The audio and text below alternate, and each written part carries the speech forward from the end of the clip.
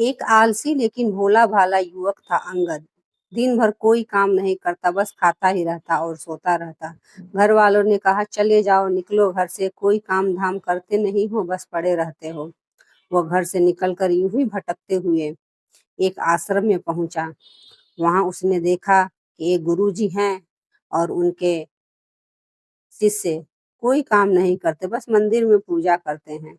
उसने मन में सोचा, यह बढ़िया है, कोई काम धंधा नहीं, बस पूजा ही तो करना है। गुरुजी के पास जाकर पूछा, क्या मैं यहाँ रह सकता हूँ? गुरुजी बोले, हाँ हाँ, क्यों नहीं, लेकिन मैं कोई काम नहीं कर सकता। गुरुजी, कोई काम नहीं करना है, बस पूजा करनी है। अंगद, ठीक है, वह तो मैं कर लूंगा। अब अंगद महाराज आश्रम में रहने लगे। ना कोई काम, ना कोई धाम, बस सारा दिन खाते रहो और प्रभु भक्ति में भजन गाते रहो। महीना भर हो गया। फिर एक दिन आई एकादशी। उसने रसोई में जाकर देखा, खाने की कोई तैयारी नहीं थी। उसने गुरुजी से पूछा, आज खाना नहीं बनेगा क्या? गुरुजी ने कहा, नहीं, आज तो एकादशी है, तुम्हारा भी उपवास है। उसने कहा, नहीं, अगर हमने उपवास कर लिया तो कल का दिन ही नहीं देख पाएंगे हम नहीं कर सकते उपवास, हमें तो भूख लगती है। आपने पहले क्यों नहीं बताया? गुरुजी ने कहा, ठीक है, तुम ना करो उपवास, पर खाना भी तुम्हारे लिए कोई और नहीं बनाएगा, तुम खुद बना लो। मरता क्या ना करता, गया रसोई में। गुरुजी फिर आए। देखो, अगर तुम खाना बना लो तो राम जी को भोग जरूर लगा लेना और नदी के उस पार जाकर बना लो रसोई। ठीक है। लकड़ी, आटा, तेल, घी, सब्जी लेकर अंगद महाराज चले गए। जैसा तैसा खाना भी बनाया, खाने लगा तो याद आया गुरुजी ने कहा था कि राम जी को भोग लगाना है। वह भजन गाने लगा, आओ मेरे राम जी भोग लगाओ, जी प्रभु राम आइए, श्री राम आइए, मेरे भोजन का भोग लगाइए। कोई न आया तो बेचैन हो गया कि यहाँ तो भूख लग रही है और राम जी आ ही नहीं रहे। भोला मानस जानता नहीं था कि प्रभु साक्षात तो आएंगे नहीं, पर गुरुजी की बात मानना जरूरी है। फिर उसने कहा, देखो प्रभु राम जी, मैं समझ गया कि आप क्यों नहीं आ रहे हैं। मैंने रूखा सूखा बनाया है और आपको पकवान खाने की आदत है, इसलिए नहीं आ रहे हैं। तो सुनो प्रभु, आज वहां भी कुछ नहीं बना है, सबकी एकादशी है, खाना हो तो यह भोग ही खा लो। श्री राम अपने भक्ति सरलता पर बड़े मुस्कुराए और माता सीता के साथ प्रकट हो गए। भक्त असमंजस में, गुरुजी ने तो कहा था कि राम जी आएंगे, पर यहाँ तो माता सीता भी आई हैं और मैंने तो भोजन बस 2 लोगों का बनाया है।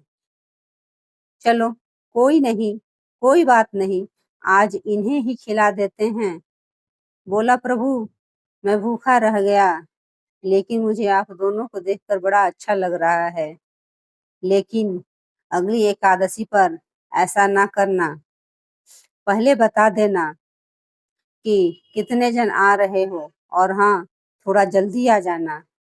राम जी उसकी बात पर बड़े मुदित हुए, प्रसाद ग्रहण करके चले गए। अगली एकादशी तक यह भोला मानस सब भूल गया।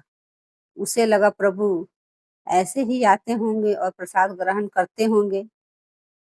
फिर एकादशी आई। गुरुजी से कहा, मैं चला अपना खाना बनाने, पर गुरुजी थोड़ा ज्यादा अनाज लगेगा, वहां 2 लोग आते हैं। गुरुजी मुस्कुराए, भूख के मारे बावला है, ठीक है, ले जा और अनाज ले जा। अब की बार उसने 3 लोगों का खाना बनाया। फिर गुहार लगाई, प्रभु राम आइए, सीता राम मेरे भोजन का भोग लगाइए। प्रभु की महिमा भी निराली है। भक्त के साथ कौतुक करने में उन्हें भी बड़ा मजा आता है। इस बार वे अपने भाई लक्ष्मण, भरत, शत्रुघ्न और हनुमान जी को लेकर आए। भक्त को चक्कर आ गए। यह क्या हुआ? एक का भोजन बनाया तो दो आए, आज दो का खाना बनाया तो पूरा खानदान आ गया। लगता है आज भी भूखा ही रहना पड़ेगा। सबको भोजन लगाया और बैठे बैठे देखता रहा। अनजाने में उसकी भी एकादशी हो गई। फिर अगली एकादशी आने से पहले गुरुजी से कहा, गुरुजी, ये आपके प्रभु राम जी अकेले क्यों नहीं आते? हर बार कितने सारे लोग ले आते हैं। इस बार अनाज ज्यादा देना। गुरुजी को लगा कहीं ये अनाज बेचता तो नहीं है, देखना पड़ेगा जाकर। भंडार में कहा,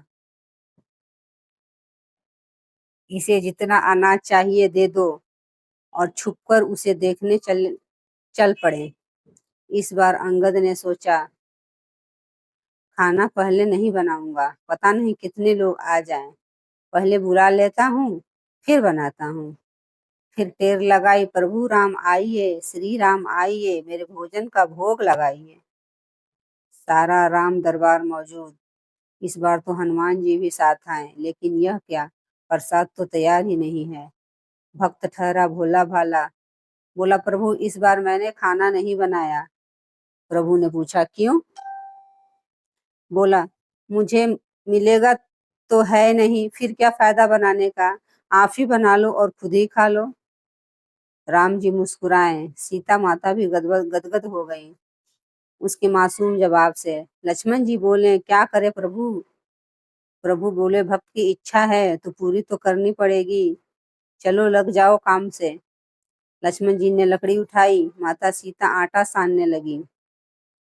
भक्त एक तरफ बैठकर देखता रहा। माता सीता रसोई बना रही थी तो कई ऋषि मुनि, यक्ष, गंधर्व प्रसाद लेने आने लगे।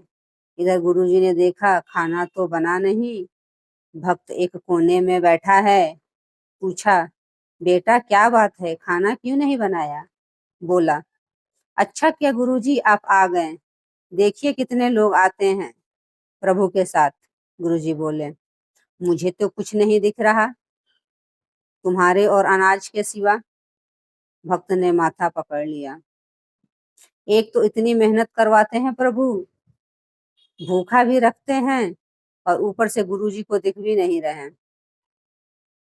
यह और बड़ी मुसीबत है। प्रभु ने कहा, आप गुरुजी को क्यों नहीं दिख रहे हैं? प्रभु से कहा, आप गुरुजी को क्यों नहीं दिख रहे हैं? प्रभु बोले, मैं उन्हें नहीं दिख सकता। बोला, क्यों? वे तो बड़े पंडित हैं, ज्ञानी हैं, विद्वान हैं, उन्हें तो बहुत कुछ आता है। उनको क्यों नहीं दिखते आप? प्रभु बोले, माना कि उनको सब आता है, पर वे सरल नहीं हैं तुम्हारी तरह, इसलिए उनको नहीं दिख सकता। अंगद ने गुरुजी से कहा, गुरुजी, प्रभु कह रहे हैं आप सरल नहीं हैं, इसलिए आपको नहीं दिखेंगे। गुरुजी रोने लगे। वाकई मैंने सब कुछ पाया, पर सरलता नहीं पा सका तुम्हारी तरह, और प्रभु तो मन की सरलता से ही मिलते हैं। प्रभु प्रकट हो गए और गुरुजी को भी दर्शन दिए। इस तरह एक भक्त के कहने पर प्रभु ने रसोई बनाई। जय श्री राम। नमस्कार दोस्तों, अगर कहानी अच्छी लगी हो तो एक लाइक जरूर करें। धन्यवाद।